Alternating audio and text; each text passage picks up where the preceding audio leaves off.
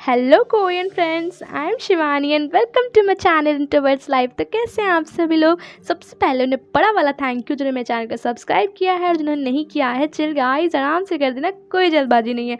तो चलिए शुरू करते हैं हम अपने favourite Korean drama noble my love के पार्ट 19 को। एपिसोड की स्टार्टिंग होती है एंड हमें देखते हैं कि चायोन एंड सियोन उनके मदर बैठे होते हैं, उनका भाई भी जो है वो नीचे बैठा होता है। एंड यहाँ पे जो सियो की मॉम होती हैं वो काफ़ी ज़्यादा गुस्सा कर रहे होते हैं कि क्या चल रहा है एंड कि किस तरीके की है। तो यहाँ पे वो चायोन से पूछती हैं कि तुम्हारे किस तरीके के मैनर्स है कि तुम दो लड़कों के साथ एक घर में रह रही हो। एंड यहाँ पर वो बोलते हैं कि क्या तुम्हारे पेरेंट्स ने तुम्हें यही सिखाया है। एंड यहाँ पे वो चायोन को काफ़ी अजीब तरीके से ट्रीट करती हैं, जिस पे चायोन कहती है कि देखिए आप मुझे कुछ भी कह सकती हैं, हाँ ये मेरी गलती है जो भी मेरे मैनर्स हो, लेकिन आप मेरी मॉम डैड की परवरिश पे उन्हें कोई पॉइंट आउट नहीं कर सकती हैं। एंड यहाँ कहती है अच्छा क्या काम करते हो तुम्हारे मॉम डैड। सिर्फ को बताती कि मेरे मॉम डैड ऑर्चर्ड में काम करते हैं। तो कहती है ठीक है जो भी है, अभी तुम जाओ, मुझे अपने सन से बात करनी है, अपने बेटों से बात करनी है। एंड यहाँ पे जो चायून है वो गुस्से में वहाँ से उठ के आ जाती है कि ठीक है। एंड यहाँ पे जो सीयू है उसे भी गुस्सा आता है, वो कहता है मॉम ये क्या है। एंड यहाँ पे वो भी चायून के पीछे पीछे आ जाता है। तो जिसपे कि उसकी मॉम कहती है ये सब क्या है। तो जो उसका भाई है तो कि जो सीयू है वो उसके पीछे पीछे आने लगते हैं चायून के। तो कहते हैं तुम ऐसे क्यों कर रही हो, तुम क्यों जा रही हो। तो कहते देखो प्लीज़ मुझे जाने दो। तो यहाँ गुस्सा करता है कि मत जाओ।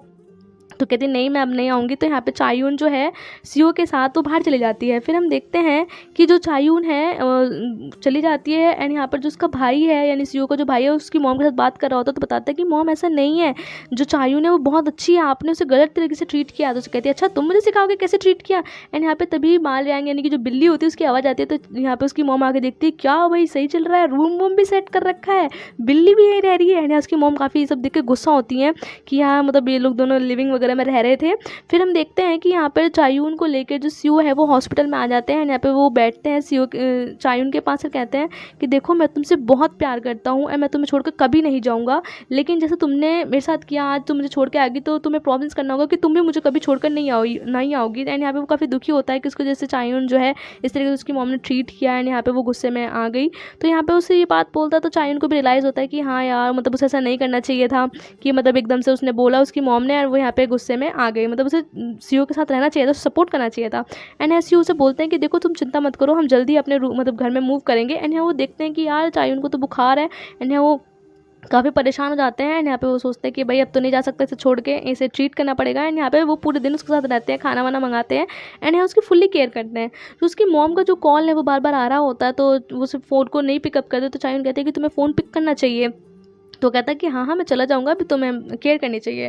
फिर हम देखते हैं कि चायून की जो मॉम है वो सीओ से बात करते हैं। सीओ कहता है कि देखिए मॉम मैं जो हूँ चायून को पसंद करता हूँ एंड मैं उसे शादी के लिए प्रपोज भी कर चुका हूँ एंड मैं उसे ऑलरेडी अप्रोच कर चुका हूँ, तो मैं इसी से शादी करूँगा। तो उसकी मॉम इस सुनकर बहुत गुस्सा हो जाती है कि नहीं तुमसे शादी नहीं करोगे, मैं शादी को मैं एग्री नहीं होंगी शादी के लिए। लेकिन सीओ भी है वो अपनी बात पड़ा रहता है एंड गुस्से में वहाँ से चला जाता है। एंड सीओ की मॉम जो चिल्लाती रहती है कि ऐसा नहीं होगा नहीं होगा। एंड हम देखते हैं कि जो सीओ की मॉम है वो सारा सामान पैक करा देती हैं, कि चायून का, कि जिससे कि वो यहाँ से उसका सामान जा सके। एंड यहाँ पे सीओ की मॉम को वो कॉन्ट्रैक्ट पेपर भी मिलते हैं जो उन दोनों के बीच में कॉन्ट्रैक्ट रिलेशनशिप के हुए थे। एंड ये देख के उसकी मॉम को और भी ज़्यादा गुस्सा आता है कि एक्चुअली में जो लिविंग चल रहा था इनका कॉन्ट्रैक्ट था। एंड यहाँ पे ये सोचते कि चलो भाई और क्या, मुझे तो यही रीज़न चाहिए था कि शादी ना हो। एंड फिर वो इसी चीज़ के प्रूफ को सीओ को दिखाते, कहते तुम तो कह रहे थे अप्रोच कर दिया, ये है तुम्हारी शादी, ये है कॉन्ट्रैक्ट रिलेशनशिप, इस वजह से तुम लोग साथ रह रहे थे। जिस पे चायून सीओ कहते हैं कि नो मॉम ऐसा कुछ नहीं है, ये सिर्फ शुरुआत थी, शुरुआती डेज में था, लेकिन अब सब कुछ बदल गया है, मैं सचमुच से प्यार करता हूँ। तो उसकी मॉम कहती है चलो ठीक है ऐसा करो कि तुम्हें ज़्यादा शादी लग रही है तो उसके साथ एक और कॉन्ट्रैक्ट कर लो, कौन सी बड़ी बात है, तुम उसके साथ शादी कर लो, लेकिन वो सिर्फ शादी 1 साल तक रहेगी। अगर तुम दोनों के बीच में सब कुछ अच्छा रहा तो ठीक है, नहीं तो फिर तुम्हारा 1 साल बाद डाइवोर्स हो जाएगा।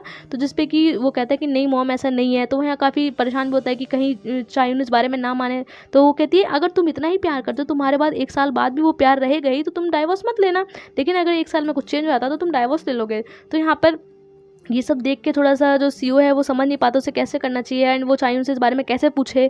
तो यहाँ पे वो परेशान हो रहा था कि यार उसे पूछे ना पूछे। तो वो चायून को कॉल करता है। तो चायून कहती है कि तुम्हारी आवाज़ इतनी डैजी सी क्यों लग रही है, क्या बात है। तो कहता है मुझे तुमसे कुछ बात करनी थी, बट कोई बात नहीं, मैं तुमसे वो बात कल करूँगा। तो चायून कहती है ठीक है ओके कोई बात नहीं है, हम कल बात करेंगे एंड अभी तुम रेस्ट वगैरह करो। एंड यहाँ पे दोनों के बीच में काफ़ी नॉर्मल सी कन्वर्सेशन होती है।